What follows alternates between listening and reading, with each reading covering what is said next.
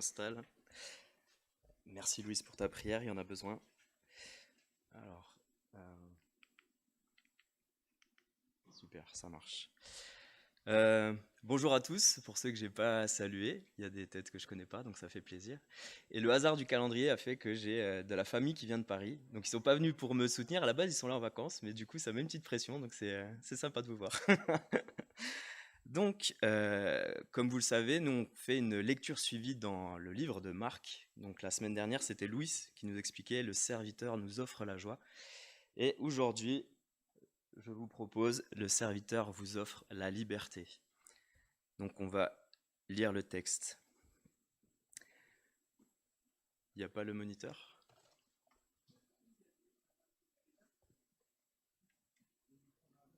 Ouais, bon, super.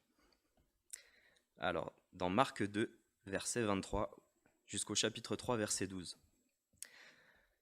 Un jour de sabbat, Jésus traversait des champs de blé. Tout en marchant, ses disciples se mirent à arracher des épis. Les pharisiens lui dirent: Regarde, pourquoi font-ils ce qui n'est pas permis pendant le sabbat? Jésus leur répondit: N'avez-vous jamais lu ce qu'a fait David lorsqu'il a été dans le besoin et qu'il eut faim? Lui et ses compagnons, il est entré dans la maison de Dieu à l'époque du grand prêtre Abiatar, à manger les pains consacrés, qui n'est permis qu'aux prêtres de manger, et en a même donné à ses compagnons. Puis il leur dit: Le sabbat a été fait pour l'homme, et non l'homme pour le sabbat, de sorte que le Fils de l'homme est le Seigneur même du sabbat.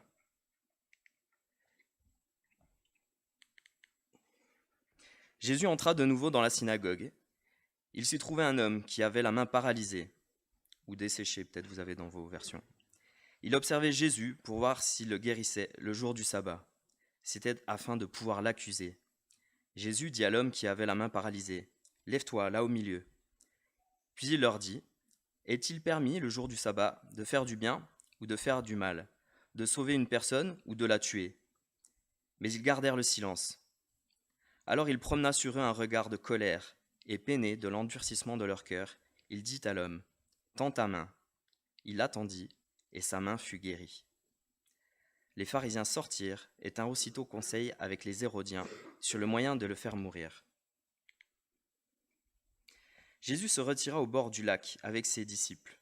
Une foule nombreuse suivit, venue de la Galilée, de la Judée, de Jérusalem, de l'Idumée, de l'autre côté du Jourdain et des environs de Tyr et de Sidon. Cette foule vint à lui, car elle avait appris tout ce qu'il faisait. Il dit à ses disciples de tenir toujours à disposition une petite barque afin de ne pas être écrasés par la foule. En effet, comme il guérissait beaucoup de gens, tous ceux qui avaient des maladies se jetaient sur lui pour le toucher. Des esprits impurs, quand ils le voyaient, se prosternaient devant lui et s'écriaient: Tu es le Fils de Dieu. Mais il recommandait très sévèrement de ne pas le faire connaître.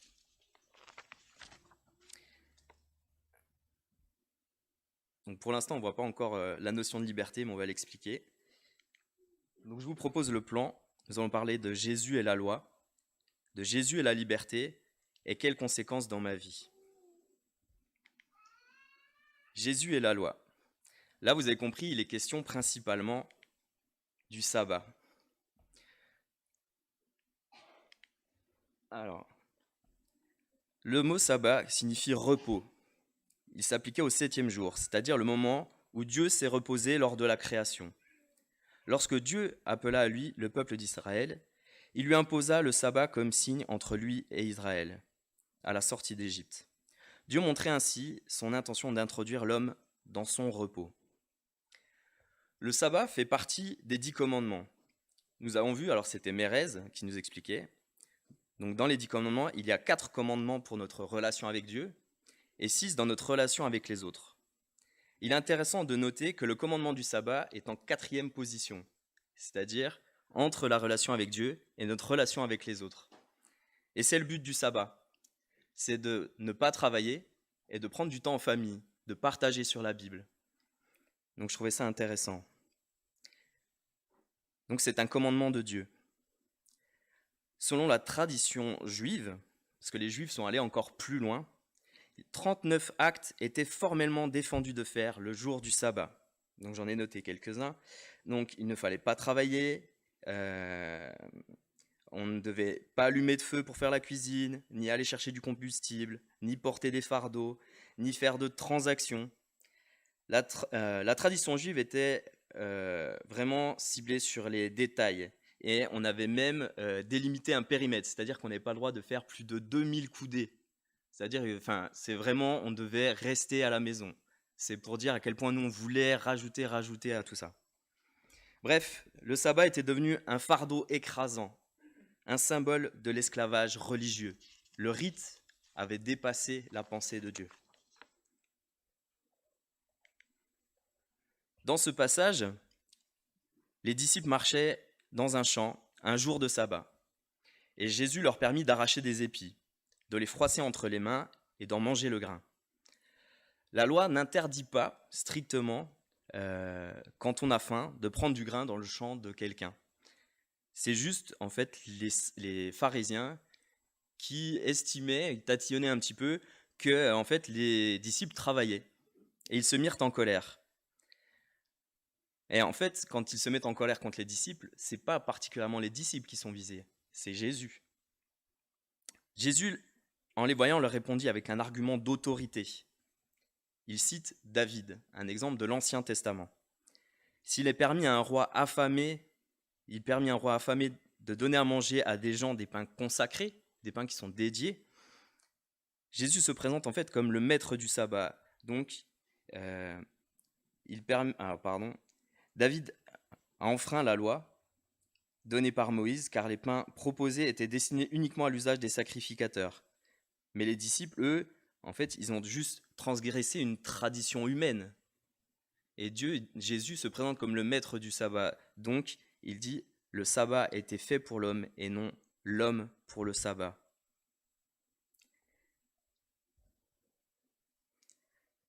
Le pharisien était donc plus attaché à la doctrine qu'au fondement de cette loi. Ils étaient plus dans le faire et pas dans le cœur de la pensée biblique. Du coup, je vous propose de voir le pharisien d'un autre angle. Vous avez jamais eu quelqu'un au travail qui vous dit « Moi, j'aurais pas fait comme ça ». Vous savez, par exemple, un stagiaire. Moi, par exemple, ça fait 3 ans que je suis dans une entreprise vendéenne qui est assez connue. Ça va faire un certain nombre d'années que je fais les mêmes rôles. Et il y a un nouveau qui arrive et qui me dit « Non, c'est pas comme ça qu'il faut faire ». Ça énerve. Et là, c'est exactement ce qui se passe. C'est-à-dire que un pharisien, c'est quelqu'un qui a fait des écoles bibliques. C'est quelqu'un qui est bien vu par le peuple. Certains occupent des fonctions administratives, sont très bien placés. Et il y a Jésus qui arrive et qui dit « Non, c'est pas comme ça qu'on fait. Vous avez rien compris. » Moi aussi, je serais énervé. Alors comme ça, c'est facile, les évangéliques, on dit « Ah, les pharisiens, c'est les méchants, Jésus, c'est le gentil. » Jésus les a bien provoqués quand même, il faut le reconnaître. Donc, oui, un pharisien, c'est quelqu'un qui a du zèle, c'est quelqu'un qui connaît très bien ses textes. Ils sont même des spécialistes de la loi. Dire parmi nous, il y en a qui ont peut-être fait des écoles bibliques. Par exemple, j'en profite, Mathieu n'est pas là. Mathieu, il a un master en théologie. Ils connaissent très bien leur Bible. Et pourtant,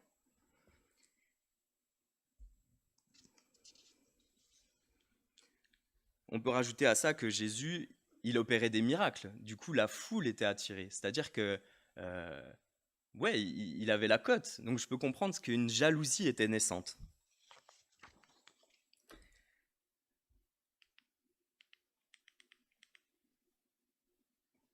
L'incident précédent, ça s'est passé dans les champs, on va dire, c'est un lieu neutre, profane. La seconde action se passe dans la synagogue, un lieu consacré. Et d'ailleurs, on pense même que c'est peut-être même les pharisiens qui ont voulu tendre une embuscade à Jésus, qui ont placé là le paralysé. Et bien sûr, c'était interdit comment on peut dire, d'appliquer un acte médical le jour du sabbat. En plus, il n'était pas en danger de mort. Ça aurait pu attendre le lendemain. Et pourtant, Jésus va le faire. Il voit le piège venir, mais il va le faire. Alors, il gardait. Alors, la question. Alors, pardon, je me mélange. Alors, il pose la question, qu'est-il permis de faire le jour du sabbat? Le bien ou le mal? Forcément, on a envie de répondre le bien. Mais dans le cœur des pharisiens, ils n'avaient qu'une envie, c'était de faire le mal, c'était de faire tomber Jésus. Quand Jésus pose cette question, c'est pas innocent. Il sait que dans le cœur des pharisiens, il se passe quelque chose. Et là, l'homme obéit simplement à ce que le Seigneur lui demandait. Il étend sa main et à l'instant même, il est guéri.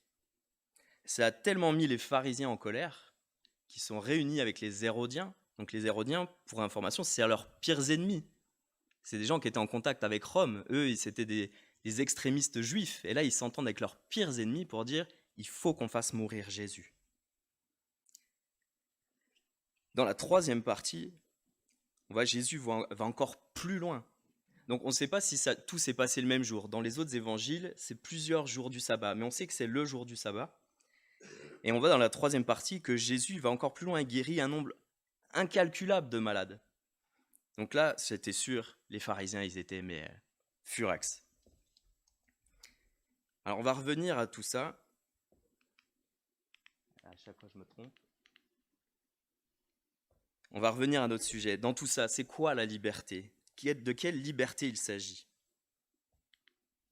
Alors la liberté, qu'est-ce que ça vous évoque ? Sans parler de tout ce qu'on a... Là, c'est une question. Parce que vous m'écoutez parler, vous êtes studio, vous êtes gentil, mais je vous fais participer. Qu'est-ce que ça évoque, la liberté ? Allez. Alors, à chaque fois, c'est l'autre. Ah, décidément. Alors, je fais ce que je veux quand je veux. J'ai pas de contraintes. Pas de maître. J'ai pas de compte à rendre. Et enfin, nous, on a une belle devise parce qu'en France, on aime bien la liberté. Liberté, égalité, fraternité. Même si en ce moment, on parle un peu de loi liberticide. Et voilà. J'étais obligé de le mettre, hein, on est des Français quand même. Alors, quelques exemples de liberté. Pas toutes les énumérer, mais elles sont quand même importantes. Liberté de conscience, de religion, de culte, c'est important. On est libre ici d'avoir un culte, c'est pas le cas partout. La liberté d'expression, de la presse, etc. Du coup, je vais vous proposer une définition de la liberté. Elle n'est pas évidente. La liberté est la possibilité de pouvoir agir selon sa propre volonté dans le cadre d'un système politique ou social, dans la mesure où l'on ne porte pas atteinte aux droits des autres et à la sécurité publique. Ça va, je vous ai pas perdu ? Ça paraît... c'est compartimenté, mais... La liberté est la possibilité de pouvoir agir selon sa propre volonté, dans le cadre d'un système politique... Alors, je l'ai lu le dernier. Et la possibilité... Pardon, j'ai lu le dernier d'abord. La liberté est l'état d'une personne ou d'un peuple qui ne subit pas de contraintes, de soumission, de servitude exercée par une autre personne, par un pouvoir tyrannique ou par une puissance étrangère. C'est aussi l'état d'une personne qui n'est ni prisonnière, ni sous la dépendance de quelqu'un. C'est important. Et alors qu'on pensait que la liberté, c'était je fais ce que je veux, quand je veux, on se rend compte qu'en fait, la liberté, elle a des limites. Et que du coup, je suis obligé d'avoir des règles, obligé d'avoir des lois. Alors j'ai mis une petite citation pour résumer ça. Dire la liberté des uns s'arrête là où celle des autres commence. Donc pour un exemple, cette nuit, il y avait une rave party à côté de chez nous. Ils sont libres d'écouter de la musique, mais ils ont enfreint ma liberté de dormir. Vous voyez ce que je veux dire ? C'est bon ?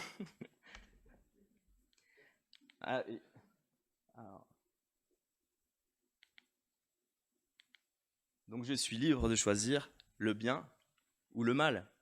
Il faut une règle pour dire si c'est bien ou si c'est mal. Alors de quoi Jésus libère ? Donc dans ce passage, déjà, on a des guérisons, on a des esprits impurs qui sont chassés.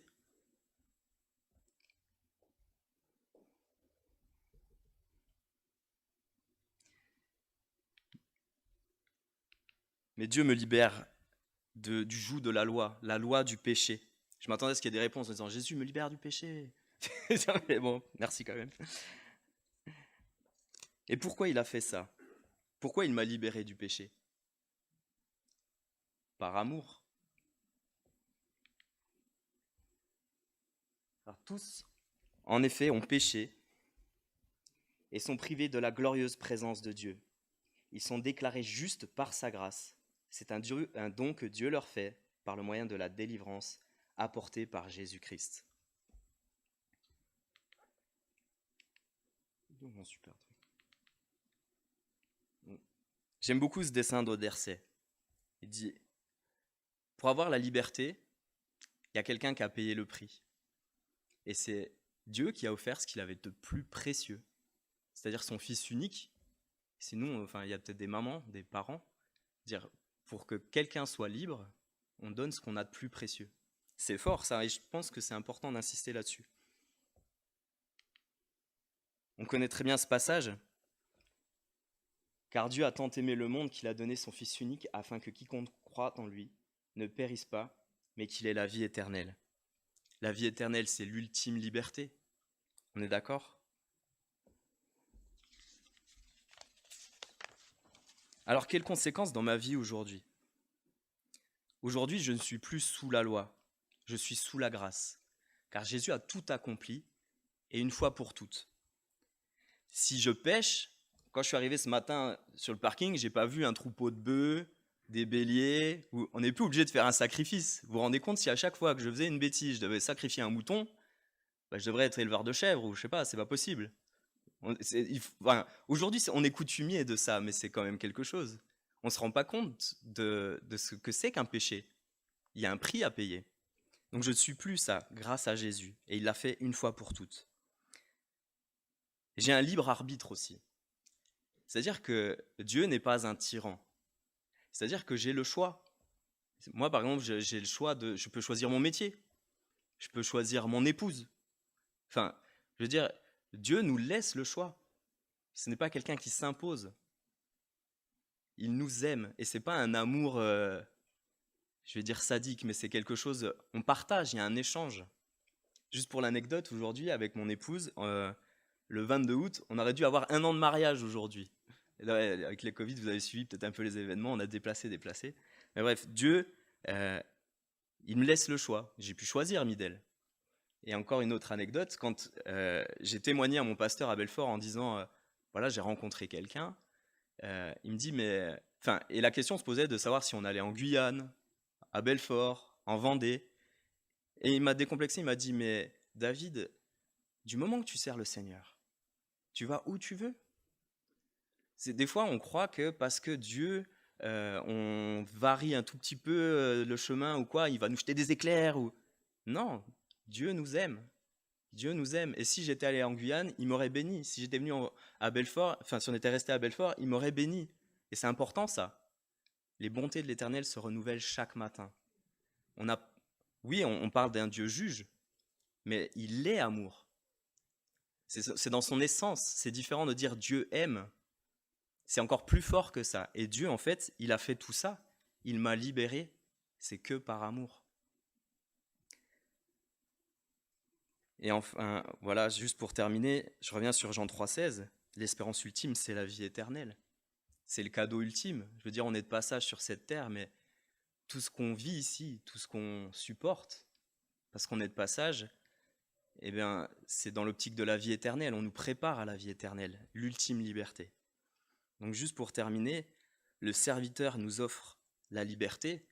Oui, on était sous la loi, et on se rend compte que par tous nos efforts, on n'y arrive pas. Mais tout est possible grâce à Jésus et par grâce. Amen. J'ai pas été très long. J'ai un peu cafouillé, mais j'espère quand même que vous avez compris le cœur du message. Et juste pour conclure, je vais prier. Seigneur, ouais, merci pour ce que tu m'as mis à cœur. Et au-delà de ce que j'ai voulu transmettre, de mes bafouilles, de tout ça, Seigneur, je prie pour que ces gens qui ont pris du temps, parce que oui, on n'est pas nombreux, et du coup, il y a des gens qui ont vraiment fait l'effort d'être là, je te prie que chacun ait compris quelque chose de ça. Je te remets chaque personne et ta parole que tu as mis sur eux dans leur cœur. Merci parce que tu t'es abaissé, tu es un Dieu serviteur et tu t'es humilié et tu t'es fait condamner à mort, esclave, pour sauver, pour me sauver, pour me libérer, Seigneur. Et je ne suis plus sous la loi, je dois pas faire des choses pour m'approcher de toi. Je peux user et abuser de ta grâce. Maintenant, tout ce que je veux faire, c'est t'aimer. Merci Seigneur Merci Seigneur. Te connaître encore plus, en connaître encore plus ton amour. Merci pour ce que tu fais dans la vie de chacun. À toi toute la gloire, Seigneur. Amen.